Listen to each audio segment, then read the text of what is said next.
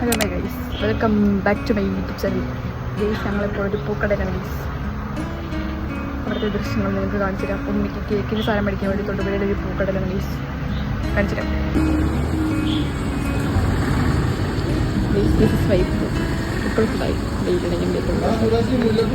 പൂവിലുള്ള പൂക്കടയിലാണ് guys ഞങ്ങളിപ്പോൾ വന്നിരിക്കുന്നത്.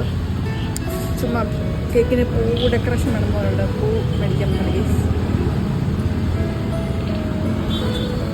Guys, ഞങ്ങൾ പൂ മേടിച്ചു ഗൈസ്. പൂ മേടിച്ചിട്ട് നമ്മളിപ്പോൾ നിൽക്കുകയാണ് ഗൈസ്.